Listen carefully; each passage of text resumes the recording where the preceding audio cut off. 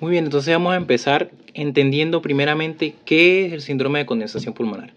En simples palabras, el síndrome de condensación pulmonar es cuando ese alveolo, que normalmente está, como podemos ver aquí, lleno totalmente de aire, preparado para ese intercambio gaseoso, va a estar ocupado por un material distinto a ese aire. Entonces esto lo que va a provocar en estos pacientes son hallazgos clásicos en la auscultación y va a volver entonces ese parénquima pulmonar muchísimo más denso. Entonces con esto vamos a escuchar sonidos clásicos como los crepitantes, como los soplos tubáricos e incluso matidez a la percusión. Ahora bien, la causa principal del síndrome de condensación pulmonar está en el origen infeccioso. El origen infeccioso en el cual vamos a encontrar patógenos clásicos como la más típica, que es el Streptococcus pneumoniae. Pero también está seguido de otros patógenos como pueden ser el Staphylococcus aureus, como puede ser la Klebsiella pneumoniae, el Haemophilus influenza e incluso bacterias gram negativas en pacientes hospitalizados. Ahora bien, es importante entender también que un síndrome de condensación pulmonar también lo podemos encontrar en un paciente con TBC, pero en un paciente con tuberculosis pulmonar, pero lo vamos a encontrar específicamente en la fase de consolidación.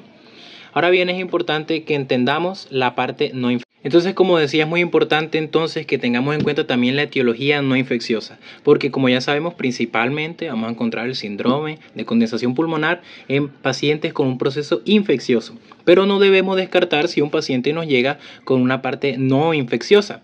Entonces, ¿cuáles son estas partes no infecciosas? Tenemos que un paciente nos puede llevar con un síndrome de condensación pulmonar por la aspiración de un material extraño, anómalo, pero también puede ser incluso por el mismo contenido gástrico del paciente, que va a provocar inflamación y obstrucción de los alveolos. También tenemos, por ejemplo, en las causas no infecciosas el edema pulmonar alveolar, de origen cardiogénico, que puede ser, por ejemplo, por una insuficiencia ventricular izquierda. Incluso lo podemos encontrar en pacientes que tienen una lesión en la membrana alveolocapilar.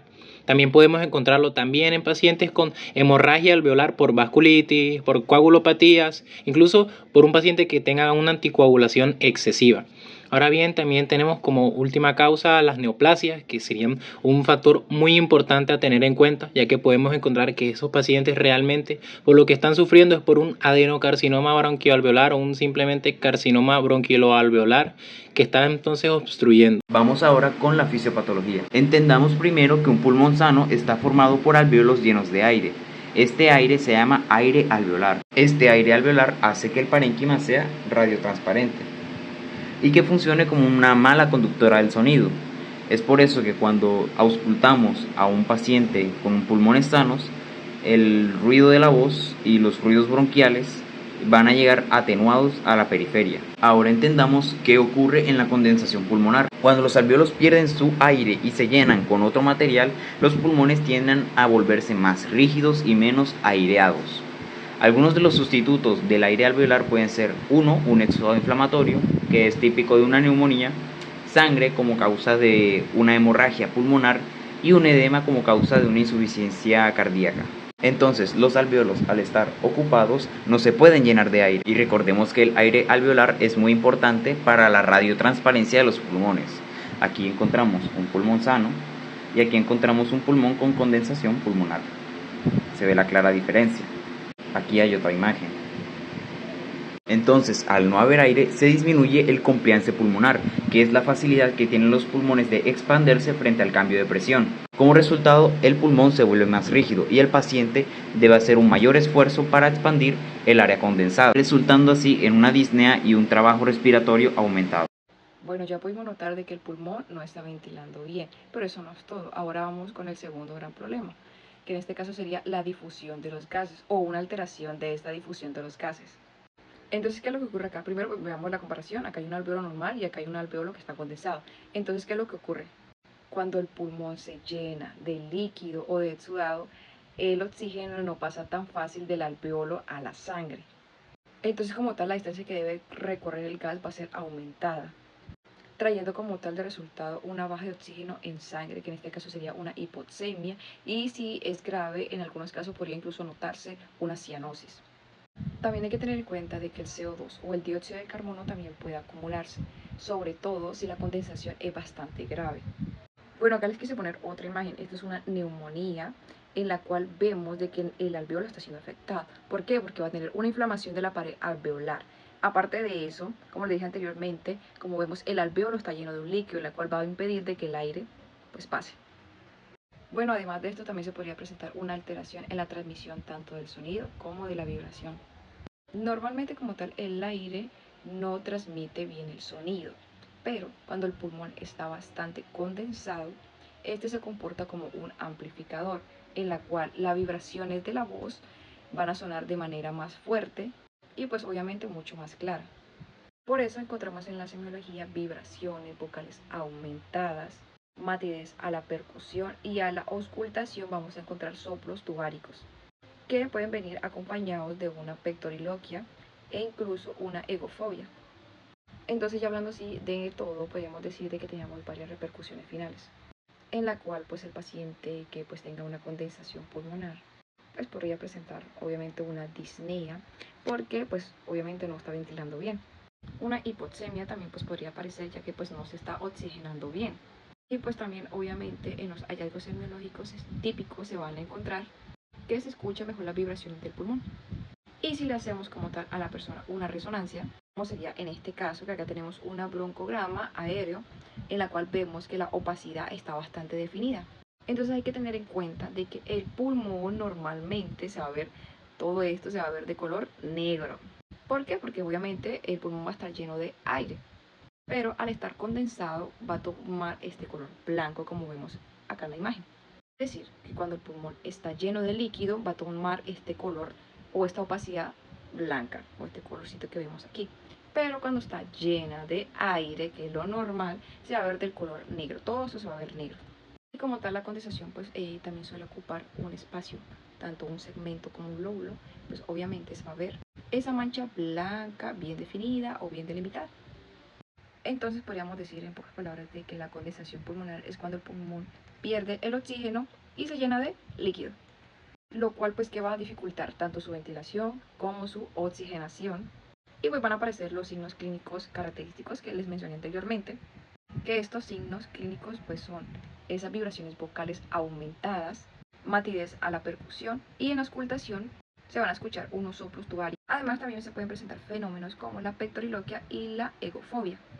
Entonces prácticamente esto es lo que ocurre en una condensación pulmonar.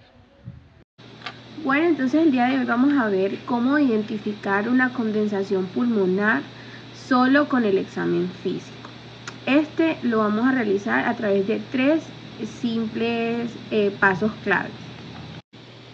El primer paso es la palpación. Le vamos a decir a nuestro paciente que repita el número 33 una y otra vez. Aquí vamos a determinar, vamos a sentir la vibración en ambos lados del tórax. Sobre el área con condensación vamos a sentir estas vibraciones mucho más fuertes. El segundo paso es la percusión. Aquí vamos a percutir el tórax de nuestro paciente de arriba abajo comparando ambos lados. En un pulmón sano vamos a tener un sonido sonoro y hueco y en las zonas de condensación pues vamos a tener unos sonidos, un sonido mate como si estuviéramos golpeando una pared. El último paso es la auscultación. Aquí vamos a escuchar o a oír los sonidos respiratorios de nuestro paciente. En un pulmón sano vamos a escuchar o a oír un murmullo vesicular suave. En un paciente con condensación vamos a escuchar ruidos bronquiales en zonas donde no deberían estar. A esto lo llamamos broncofonía. Bueno, ya en el diagnóstico tendremos la evaluación clínica inicial, la cual puede ser fiebre, tos, expectoración, disnea o dolor pleurítico, lo cual nos puede hacer sospechar de una condensación pulmonar por neumonía. Seguiremos con los laboratorios, los cuales son muy útiles, pero los cuales no nos sirven para diagnosticar, en los cuales tendremos pues hemograma, que este hemograma tendrá una leucocitosis si la causa es bacteriana. También tenemos el PCR, en los cuales podemos tener unas manifestaciones de inflamación, y tendremos la procalcitonina. Esta procalcitonina lo cual nos va a ayudar a orientar o a confirmar si la causa es bacteriana y sobre todo nos va a guiar en el uso de antibióticos. Ya continuando con las imágenes, que es la principal herramienta para confirmar o denegar un diagnóstico, pues tendremos la radiografía de tórax. En esta radiografía de tórax lo que vamos a encontrar es una opacidad homogénea que puede ir acompañada según el lugar donde se encuentra esta lesión, y también debemos tener en cuenta de que se van a perder esta anatomía o esta forma. Esto puede ser, esta anatomía o estos patrones pueden ser según si es lobar o si es multifocal.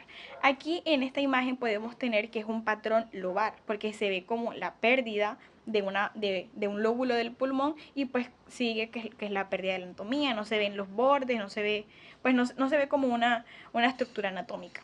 Continuando, también tenemos pues la tomografía de tórax, que esta tomografía de tórax es mucho más sensible, pues porque podemos encontrar lo que serían pues atelectasias, también podemos encontrar complicaciones que pueden ser, por ejemplo, embolias, cavitaciones o abscesos. Continuando, también tenemos la ecografía de tórax, que esta es muy útil porque se puede usar en urgencias, en embarazadas y en pacientes inmóviles. Lo que vamos a encontrar aquí es que ya en casos muy avanzados se va a encontrar una hepatización del pulmón. Ya pues en la interpretación debemos tener en cuenta la clínica, las imágenes y el contexto del paciente para confirmar un diagnóstico de condensación pulmonar o denegarlo o confirmar el diagnóstico de otra enfermedad. También debemos tener en cuenta diagnósticos diferenciales, como lo puede ser el derrame pleural, el edema pleural, la hemorragia alveolar, neoplasias o infartos.